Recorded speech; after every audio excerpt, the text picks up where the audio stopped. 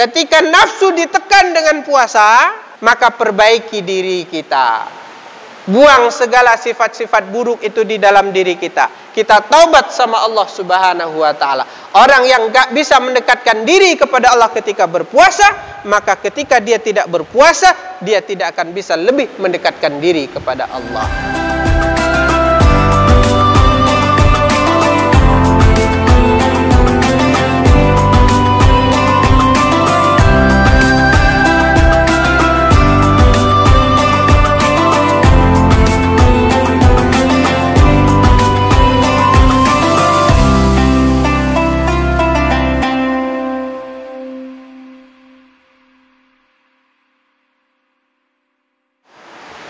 Na'udzu billahi minasyaitonir rajim.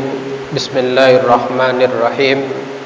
Ayyukum bi tahiyatil Islam. Assalamualaikum warahmatullahi wabarakatuh.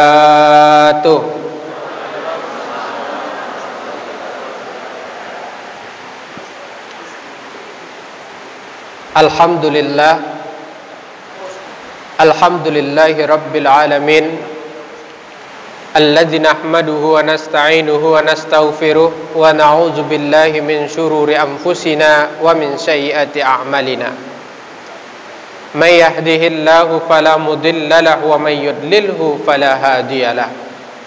Asyhadu an la ilaha illallah wahdahu la syarika lah wa asyhadu anna sayyidana Muhammadan abduhu wa rasuluh sallallahu alaihi wasallam la nabiyya wa la rasula ba'da amma ba'du.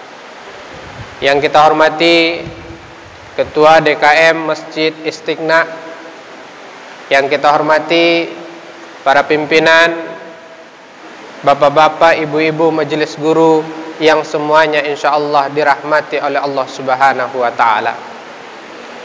Alhamdulillah, kita bersyukur kehadirat Allah. Siang yang berbahagia ini kita bisa sama-sama hadir di masjid ini dalam rangka melaksanakan sholat zuhur berjamaah, kemudian dilanjut dengan sedikit mendengarkan tausiah. Sebenarnya bukan tausiah, Bu. Bukan tausiah, Pak. Saya hanya berusaha menasehati diri saya sendiri. Kenapa? Karena saya nggak pantas sebenarnya berdiri di depan ini. Ada para kiai yang usianya udah di atas 50 tahun yang duduk di... Ada para hafiz, ada para hafizah. Jadi sebenarnya saya nggak layak duduk di sini. Saya izin ya Bapak, Ibu semuanya, para guru-guru kami. Mudah-mudahan kita semua dirahmati oleh Allah Subhanahu wa ta'ala. Amin. Alhamdulillah rabbil alamin, kita bersyukur kehadirat Allah. Allahumma salli ala sayyidina Muhammad wa ala ali sayyidina Muhammad. Kita bersalawat kepada baginda Nabi sallallahu alaihi wasallam beserta keluarga beliau, para sahabat beliau, dan orang-orang yang senantiasa mengikuti sunnah dan ajaran beliau. Dan mudah-mudahan kita yang hadir di masjid ini, anak-anak kita, orang tua kita, orang-orang yang kita sayangi, semuanya nanti di yaumil akhir dianggap sebagai umatnya oleh baginda Nabi, dan beliau sudi memberikan syafaat kepada kita hendaknya. Amin ya rabbal alamin. Bapak Ibu yang dimuliakan oleh Allah Subhanahu wa ta'ala, tidak terasa hari ini kita berada di tanggal 5 Ramadan 1443 Hijriah. Sudah 5 hari saja kita masuk di bulan Ramadan, nggak terasa. Sesuai dengan tema yang disampaikan oleh Ketua DKM tadi, Ustadz Agus Sutrisno, beliau mengasih tema 4 amalan utama di bulan Ramadan. Ibu-ibu, bapak-bapak pasti harus semangat. Karena bulan Ramadan itu beda dengan bulan yang lain. Jangan samakan bulan Ramadan dengan bulan yang lain, Bu. Nggak bisa sama. Kita terus selalu berdoa, ya Allah sampaikan kami di bulan Ramadan, ya Allah sampaikan kami di bulan Ramadan. Gitu doa kita. Allahumma barik lana fi Rajab wa Sa'ban wa ballighna Ramadan. Gitu doa kita. Ya Allah sampaikan kami di bulan Ramadan. Alhamdulillah Allah sampaikan kita ke dalam bulan Ramadan. Sudah hari yang kelima. Pertanyaannya, sudahkah kita memaksimalkan bulan Ramadan dengan sebaik-baiknya apa tidak? Atau cuman doa saja kita? Doa berharap ketemu bulan Ramadan, tapi pas sudah ketemu melempem. Masih semangat apa tidak? Jangan-jangan baru hari kelima itu sudah mulai loyo. Sudah mikirin lebaran tinggal 24 hari lagi. Sudah lupa inti daripada keinginan kita untuk masuk bulan Ramadan. Apa keinginan kita utama masuk bulan Ramadan? Bisa memaksimalkan bulan Ramadan itu dengan sebaik-baiknya. Kenapa? Bulan Ramadan itu beda. Amalan di dalamnya dilipat gandakan oleh Allah Subhanahu wa taala. Amalan di dalamnya dilipat gandakan oleh Allah Subhanahu wa taala. Amalan wajib dikatakan dilipat gandakan 10 kali lipat bahkan lebih. Amalan yang sunnah pahalanya bahkan disamakan dengan pahala amalan wajib di amalan bulan luar Ramadan. Saking luar biasanya. Karena itu tidak ada waktu untuk tidur-tiduran, tidak ada waktu untuk sering lihat HP, tidak ada waktu untuk nonton film Korea bulan Ramadan. Maka karena itu, pada kesempatan siang yang hari ini, saya ingin menyampaikan ada 4 amalan yang perlu untuk kita perhatikan di bulan Ramadan ini. Yang pertama, sholat 5 waktu. Amalannya biasa, tapi pas bulan Ramadan tuh beda. 5 waktu di masjid berjamaah. Al-fardu ra'sul mal. Amalan fardu itulah pokok harta kita. Wal mustahab murabbah, was sunnah murabbah. Amalan sunnah itu kelebihan. Artinya, jangan sampai kita lebih memilih amalan sunnah daripada amalan wajib. Salat tarawih iya, isya nggak berjamaah. Sahur iya, subuh telat.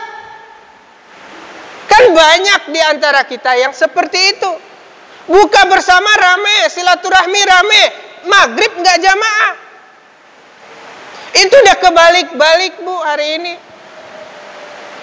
Dahulukan yang wajib, utamanya sholat 5 waktu, usahakan di masjid berjamaah, terutama laki-laki. Apalagi nih semangat Ramadan. Asqalus shalah 'alal munafikin salatul isya wal fajr. Salat yang paling berat untuk orang munafik itu salat isya dan salat subuh. Kata Rasulullah sallallahu alaihi wasallam. Tapi Bu, kalau bulan Ramadan, salat isya itu ada pentengannya salat tarawih. Jadi semangat kita salat isya. Harusnya semangat. Salat subuh juga begitu. Ada pantangannya sahur. Setelah sahur jangan tidur dulu. Salat subuh dulu. Selesai salat subuh, baca dulu Al-Quran sedikit. Setelah itu mau tidur silahkan. Tapi ingat, usahakan salat isya, salat subuh berjamaah di masjid. Makanya kata para ulama, kalau di luar Ramadan, salat yang sepi itu isya sama subuh. Yang rame maghrib. Tapi kalau di Ramadan, yang rame itu sholat isya, sholat subuh. Yang sepi maghrib. Lihat aja tuh maghrib di sini, paling isinya cuma 2 orang, 3 orang. Nah, jadi kita jangan sampai kebalik-balik Bu. Ya, utamakan sholat 5 waktu berjamaah di masjid. Saya nggak akan ngajarin hadis, nggak akan ngajarin Al-Quran. Yang penting kita sama-sama. Saya menasehati diri saya sendiri. Coba tadi lihat ibu-ibu, bapak-bapak, datangnya pas pengajian doang, sholat zuhurnya entah di mana. Kata para ulama, keringatnya orang yang sholat zuhur berjamaah ke masjid itu lebih mulia daripada tangisannya ketika dia sholat tahajud. Saya ulangi lagi. Keringatnya seseorang yang sholat jamaah zuhur ke masjid, sholat wajib, itu lebih mulia daripada tangisannya ketika dia sholat tahajud. Kenapa? Sholat tahajud sunnah, sholat zuhur wajib. Ini kita pas sholat tahajud nangis-nangis, sholat zuhur nggak ke masjid, padahal 2 langkah, padahal cuma 10 meter, azan kedengeran. Mudah-mudahan nih besok sholat zuhur lebih ramai lagi di masjid ini hendaknya. Amin. Itu yang pertama. Ya. Karena sholat berjamaah kalau di hari biasa kata Rasulullah Shallallahu Alaihi Wasallam, sholatul jamaah afdalul min sholatil fardhi bisab'i wa ishrina darajah. Kalau hari biasa nih, sholat jamaah lebih afdal dari sholat sendiri itu 27 derajat. Itu hari biasa. Kalau Ramadan, kalau kali 10 aja, itu udah lebih dari 270 derajat. Lebih tinggi daripada sholat sendiri. Maka usahakan 5 waktu berjamaah di masjid. Apalagi kita semua yang di sini adalah tetangga-tetangga masjid yang sampai azan ke telinga kita. Bahkan para ulama fikih ada yang mengatakan tidak sah salatnya seseorang tetangga masjid jika dia tidak salat di masjid.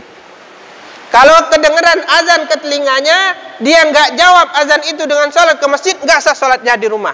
Ada sebagian ulama yang mengatakan begitu. Saking pentingnya salat berjamaah. Rasulullah pernah akan membakar rumah orang yang nggak mau salat jamaah ke masjid. Ada orang buta tanya kepada Rasulullah, saya buta Rasulullah nggak tahu jalan ke masjid. Rasulullah tanya, kamu dengar azan? Dengar ya Rasulullah, kamu harus ke masjid sholat. Nah kita nggak buta, nggak pincang kaki, sehat semuanya, tapi sholat jamaah ke masjid kagak mau, males. Kalau bulan Ramadan saja males, berarti bulan Ramadan tidak bisa diharapkan. Udah pasti males, lebih males lagi. Bapak Ibu yang dimuliakan oleh Allah Subhanahu wa taala. Itu yang pertama, salat 5 waktu ke masjid. Yang kedua, amalan yang utama tentunya adalah puasa Ramadan. Jangan sampai kita nggak puasa Ramadan. Saya tahu, saya yakin semua guru-guru di sini pasti puasa Ramadan, kecuali yang berhalangan. Ya, itu udah pasti. Nggak mungkin nggak. Kita tahulah ya, orang yang bersungguh-sungguh puasa Ramadan, man shoma ramadanan imanan wahtisaban ghufira lahu ma taqaddama min dzambi. Siapa yang puasa Ramadan dengan penuh keimanan, penuh kesungguhan, penuh perhitungan, Allah ampuni dosanya yang telah lalu. Kita nggak bahas tentang itu. Yang ingin saya bahas, kita ini manusia Bapak Ibu, itu punya akal, punya nafsu. Punya akal, punya nafsu. Dan nafsu itu kadang-kadang mengalahkan akal kita. Maka kita kerasukan nafsu. Tapi kadang akal kita mengalahkan nafsu kita, maka kita jadi orang baik. Dan nafsu itu punya sifat. Apa sifatnya? Pertama, sifat bahaim, sifat binatang. Makanya ada dikatakan manusia itu kal an'am di dalam Al-Quran. Karena di dalam dirinya ada sifat kebinatangan. Kerja binatang itu apa? Makan, kiri kanan ambil, tak peduli halal haram. Itu sifat binatang. Kalau ada sifat itu di kita, berarti ada sifat bahaim di dalam diri kita.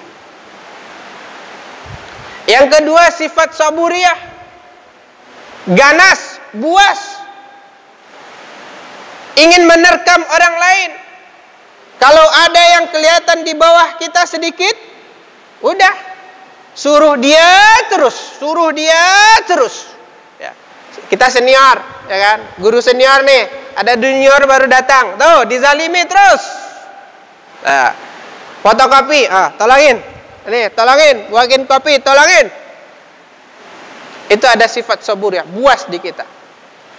Ada pimpinan yang enggak kita suka, dihasut orang lain. Agar gimana itu pimpinan jatuh.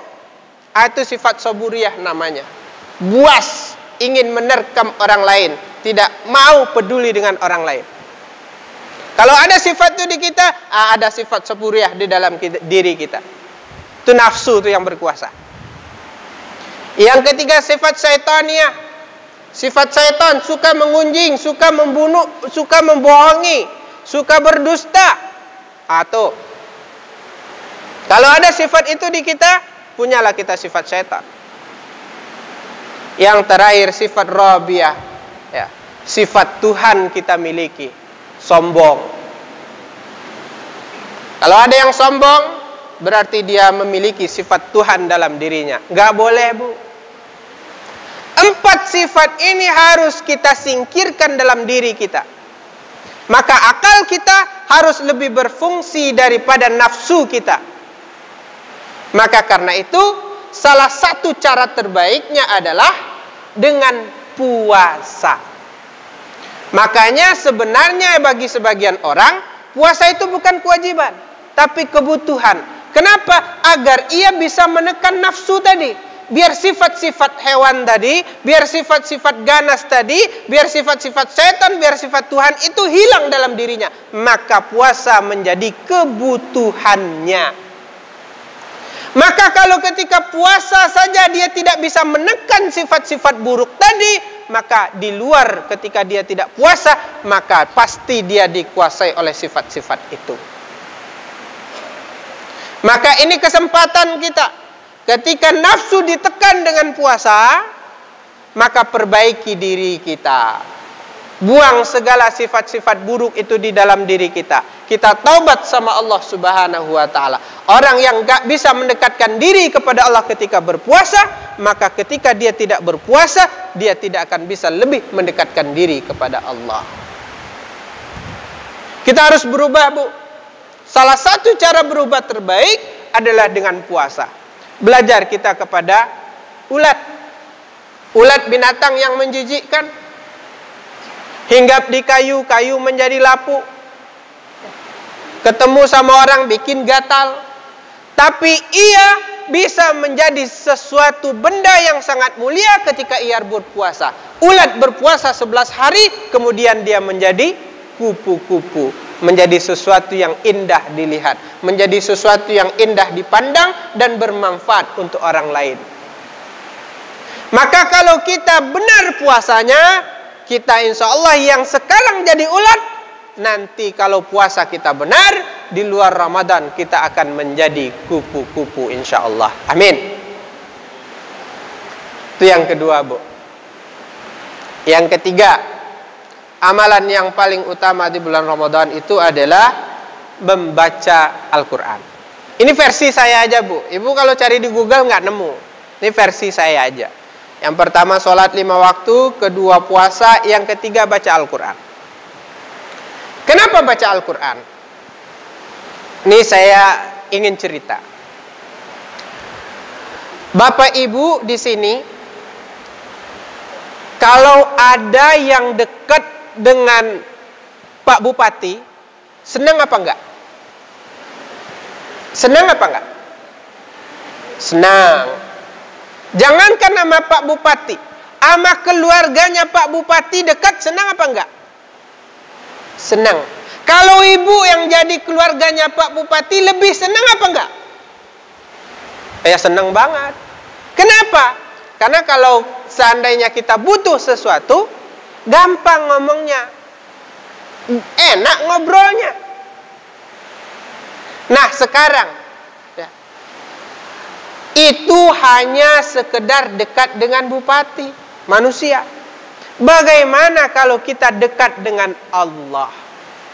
Atau bahkan menjadi keluarganya Allah? Ada keluarga Allah di bumi ini? Ada. Dalam sebuah hadis yang diriwayatkan oleh Imam Anas bin Malik radhiyallahu anhu, Rasulullah sallallahu alaihi wasallam pernah bersabda, Inna minan nas, inna lillahi ahlina minan nas.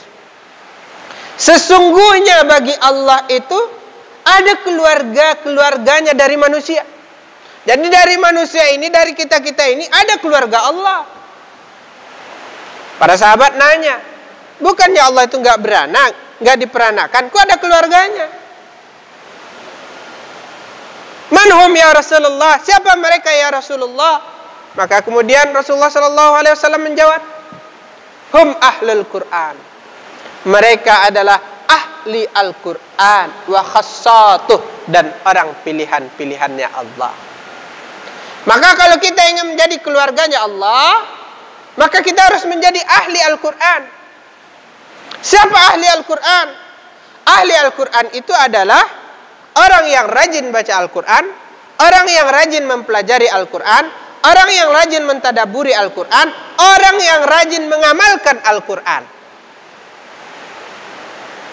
Makanya Imam Syafi'i, kalau bulan Ramadan masuk, dia membagi Al-Quran itu dua. Pertama khatam tadabur, kedua khatam qiraah. Kita udah yang mana? Udah khatam qiraah? Belum. Udah khatam tadabur? Belum. Khatam tadabur enggak, khatam qiraah juga enggak. Imam Malik radhiyallahu an, ya, gurunya Imam Syafi'i rahimahullah, ya, Malik bin Anas rahimahullah.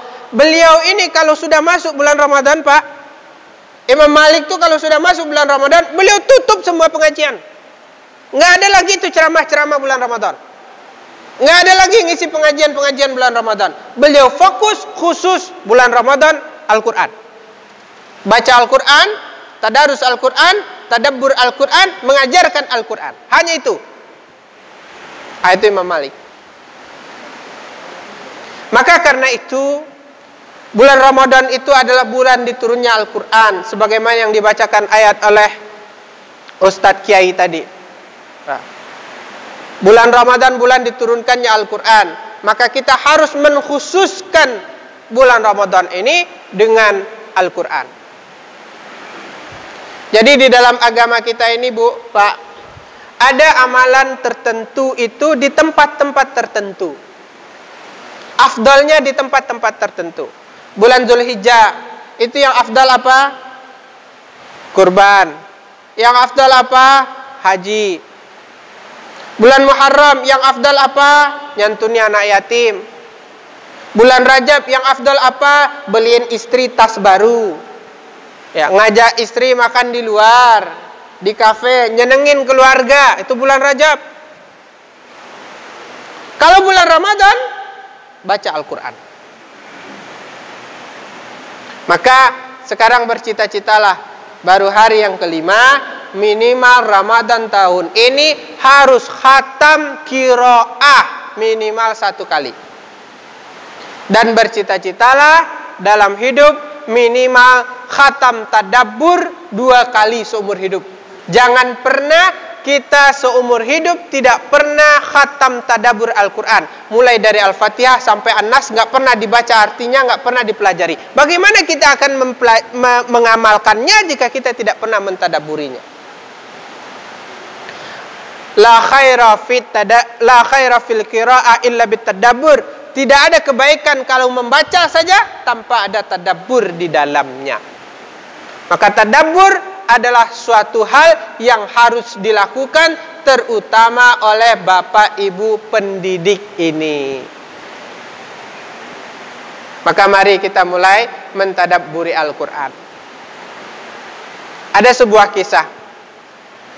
Kalau kita dikasih surat oleh raja, dikasih surat nih oleh raja,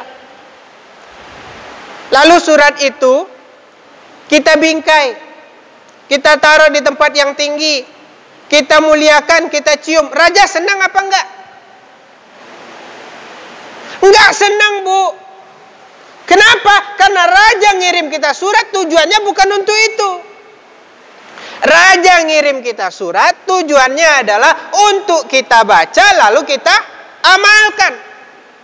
Begitu juga Al-Quran. Allah turunkan Al-Quran bukan untuk kita pajang, bukan untuk kita cium, bukan untuk kita taruh di tempat yang tinggi, tetapi untuk kita baca, kita tadabburi, kita pelajari, lalu kita amalkan dalam kehidupan kita sehari-hari. Bapak Ibu yang dimuliakan oleh Allah Subhanahu wa taala. Ada 3. Satu lagi. Menurut saya amalan yang paling utama lagi, karena 4 ya, sebenarnya banyak amalan utama di bulan Ramadan itu. Karena 4, saya pilih yang nomor 4-nya adalah sedekah. Ya. Dalam sebuah hadis Rasulullah Shallallahu Alaihi Wasallam pernah ditanya, ya, ayu sedekah afdal? Apa sedekah yang paling afdal? Kapan sedekah yang paling afdal? Rasulullah menjawab, as-sadaqah fir Ramadan. Sedekah yang paling afdal itu adalah sedekah ketika berada di dalam bulan Ramadan. Maka kalau bulan Ramadan tuh nggak usah pilih-pilih, Bu. Langsung tembak aja.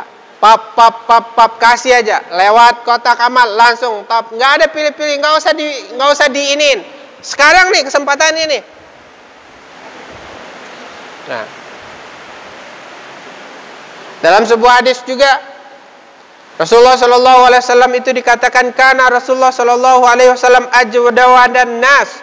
Rasulullah itu adalah orang yang paling dermawan. Tapi kalau datang bulan Ramadan, itu Rasulullah itu kedermawanannya jauh lebih daripada yang biasa. Maka karena itu, mari kalau kita punya sedikit harta, mari berbagi. Apalagi kalau punya banyak harta. Punya sedikit, berbagi. Kalau punya banyak, apalagi. Minimal yang paling gampang, memberi makan, memberi minum orang yang berpuasa. Man fattara shaim. Barang siapa yang memberi buka orang yang berpuasa, maka dia mendapatkan pahala seperti orang yang berpuasa tersebut tanpa dikurangi sedikit pun.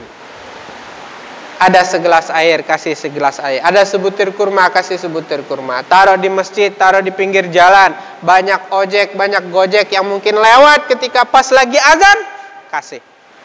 Insya Allah berkah harta kita.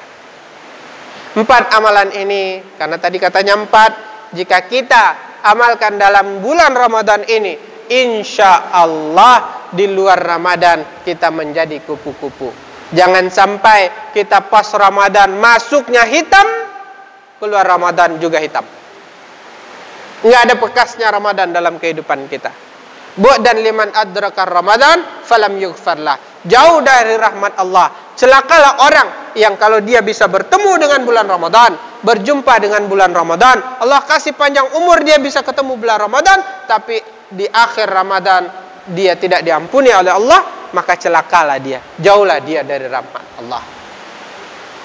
Bapak Ibu yang dimuliakan oleh Allah Subhanahu wa taala, karena tadinya katanya sampai jam 1, Bu. Mohon maaf yang sebesar-besarnya. Kalau ada yang salah itu kesalahan saya sendiri, yang benar dari Allah. Wallahu muwaffiq ila aqwamit thariq. Assalamualaikum warahmatullahi wabarakatuh.